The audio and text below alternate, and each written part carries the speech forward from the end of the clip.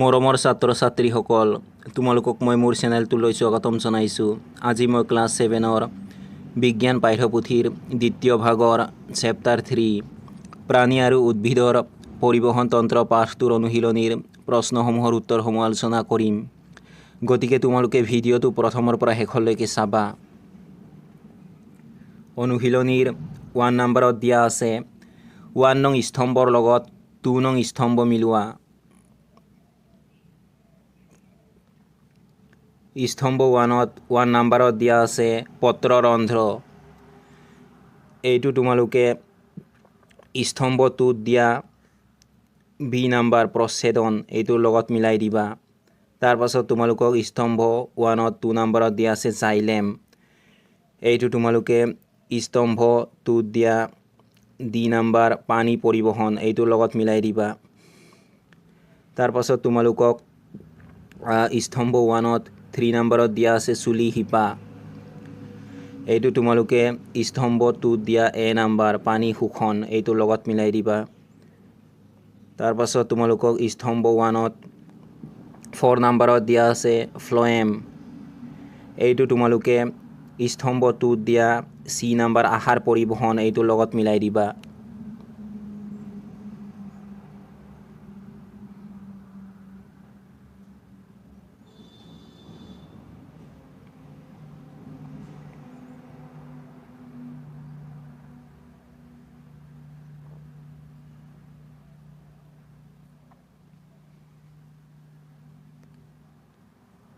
Two নম্বৰত দিয়া আছে খালী ঠাই পূৰ কৰা।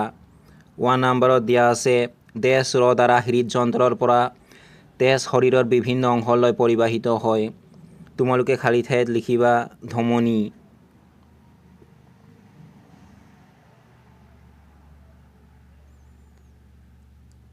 টু নম্বৰত দিয়া আছে তেজ কোষত হিমোগ্লোবিন পোৱা যায়। তোমালোকে খালী ঠাইত লিখিবা লোহিত ৰক্ত।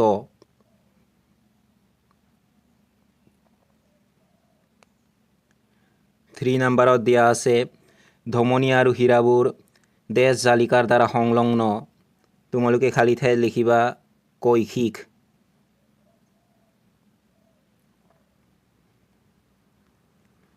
4 নম্বৰত দিয়া আছে হৃদযন্ত্ৰৰ সুসংহত প্ৰসাৰণ আৰু সংকোচনক তেজ বোলা হয়।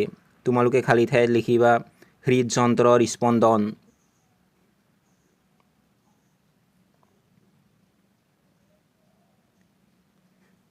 5 নম্বৰত দিয়া আছে মানুহৰ প্ৰধান বৰ্জিত দ্ৰব্য হ'ল তেজ।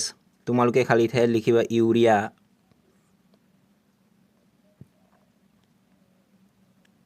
6 নম্বৰত দিয়া আছে ঘামত পানী আৰু তেজ থাকে। তোমালোকে খালী ঠাইত লিখিবা নিমখ।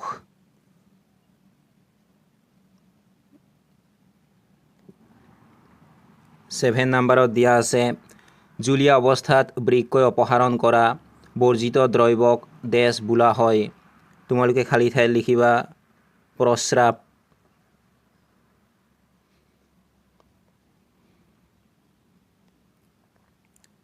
8 নম্বৰত দিয়া আছে শোষণ টানৰ জৰিয়তে পানী গছৰ উচ্চতালৈ পৰিবহণ হোৱাৰ কাৰণ হ'ল তেজ। তোমালোকে খালী ঠাইত লিখিবা প্ৰচ্ছেদন।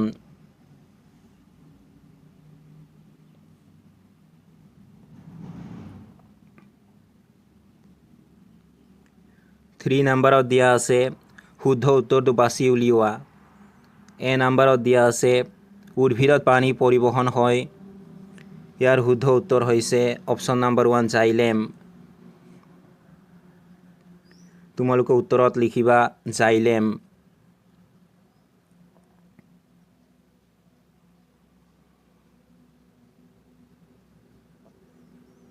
B নম্বৰত দিয়া আছে শিপাৰ দ্বাৰা পানীৰ শোষণ বৃদ্ধি কৰিব পাৰি যদিহে উদ্ভিদক ৰখা হয়। ইয়াৰ শুদ্ধ উত্তৰ হৈছে অপশ্যন নম্বৰ 3 ফেনৰ তলত। তোমালোকে উত্তৰত লিখিবা ফেনৰ তলত।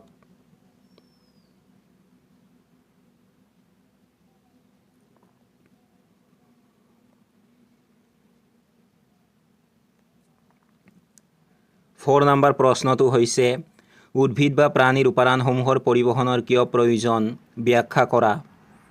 তোমালোকে উত্তৰত লিখিবা উদ্ভিদ আৰু প্ৰাণীৰ শৰীৰৰ প্ৰতিটো কোষক বিভিন্ন কামৰ বাবে অক্সিজেন আৰু পুষ্টিকৰ উপাদানৰ নিয়মীয়া যোগানৰ প্ৰয়োজন হয়। লগতে কাৰ্বন ডাই অক্সাইডৰ দৰে বৰ্জিত সামগ্ৰী আঁতৰোৱাটো গুৰুত্বপূৰ্ণ, যিটো সামগ্ৰী পৰিবহণৰ জৰিয়তেহে সম্ভৱ হ'ব পাৰে। গতিকে পৰিবহণ ব্যৱস্থাৰ প্ৰয়োজন।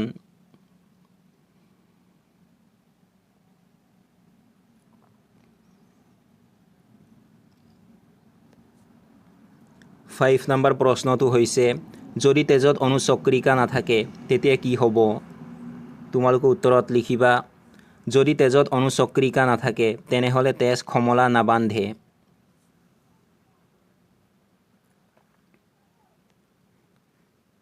ছিক্স নম্বৰ প্ৰশ্নটো হৈছে, পত্ৰৰন্ধ্ৰ কি? পত্ৰৰন্ধ্ৰৰ দুটা কাম উল্লেখ কৰা। তোমালোকে উত্তৰত লিখিবা, পাতত থকা সৰু সৰু ছিদ্ৰবোৰক পত্ৰৰন্ধ্ৰ বোলে। পত্ৰৰন্ধ্ৰৰ দুটা কাম হ'ল, পত্ৰৰন্ধ্ৰই বায়ুমণ্ডলৰ পৰা কাৰ্বন ডাই অক্সাইড আহৰণ কৰে। পাতত থকা পত্ৰৰন্ধ্ৰৰ দ্বাৰা উদ্ভিদে প্ৰচ্ছেদন ক্ৰিয়া সম্পাদন কৰে।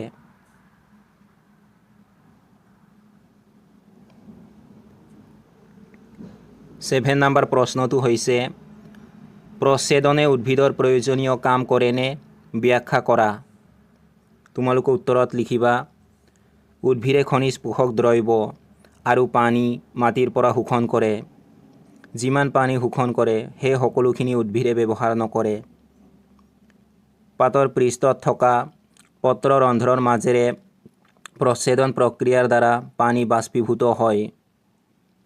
পাতৰ পৰা হোৱা পানীৰ বাষ্পীভৱনৰ ফলত জাইলেম নলিকাৰ ভিতৰত শোষণ বলৰ সৃষ্টি হয়, যিয়ে ওখ গছৰ বহু উচ্চতালৈ পানী পৰিবহণ কৰিব পাৰে। প্ৰচ্ছেদনে গছজোপা শীতল কৰিও ৰাখে।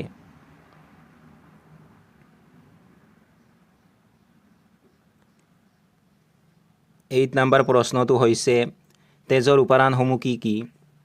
তোমালোকে উত্তৰত লিখিবা, তেজৰ উপাদানসমূহ হ'ল প্লাজমা, লোহিত ৰক্তকণিকা, শ্বেত ৰক্তকণিকা আৰু অনুচক্ৰিকা।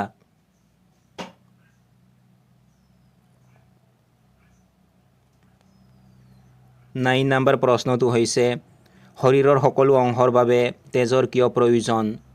তোমালোকে উত্তৰত লিখিবা, শৰীৰৰ সকলো অংশৰ বাবে তেজৰ প্ৰয়োজন কাৰণ ই হজম হোৱা খাদ্য কণিকা, অক্সিজেন আৰু অন্যান্য আৱশ্যকীয় পদাৰ্থ পৰিবহণ কৰে আৰু লগতে শৰীৰত সৃষ্টি হোৱা অপ্ৰয়োজনীয় বৰ্জিত দ্ৰব্যসমূহ বৰ্জনৰ বাবে নিৰ্দিষ্ট স্থানলৈ কঢ়িয়াই নিয়ে।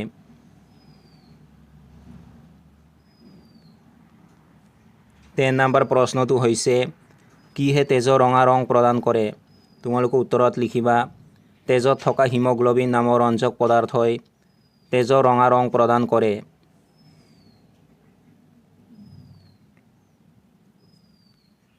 11 নম্বৰ প্ৰশ্নটো হৈছে, হৃদযন্ত্ৰৰ কাৰ্য বৰ্ণনা কৰা। তোমালোকে উত্তৰত লিখিবা, হৃদযন্ত্ৰই অবিৰতভাৱে স্পন্দন কৰি শৰীৰত তেজ পাম্প কৰে। ই অক্সিজেনবিহীন তেজ শৰীৰৰ পৰা সংগ্ৰহ কৰি হাঁওফাঁওলৈ পঠিয়ায়। হাঁওফাঁওৰ পৰা অক্সিজেনযুক্ত তেজ পুনৰ শৰীৰৰ সকলো অংশলৈ পাম্প কৰে।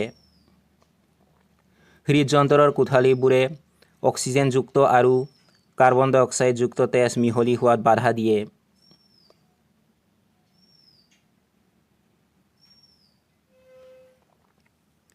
টুৱেলভ নম্বৰ প্ৰশ্নটো হৈছে, বৰ্জিত দ্ৰব্য দেহৰ পৰা উলিয়াই দিয়াটো কিয় প্ৰয়োজন? তোমালোকে উত্তৰত লিখিবা, যেতিয়া আমাৰ কোষসমূহে কিছুমান কাৰ্য সম্পাদন কৰে তেতিয়া কিছুমান নিৰ্দিষ্ট বৰ্জিত দ্ৰব্য এৰি দিয়ে। এইবোৰ বিষাক্ত আৰু সেয়ে শৰীৰৰ পৰা উলিয়াই দিয়াটো প্ৰয়োজন।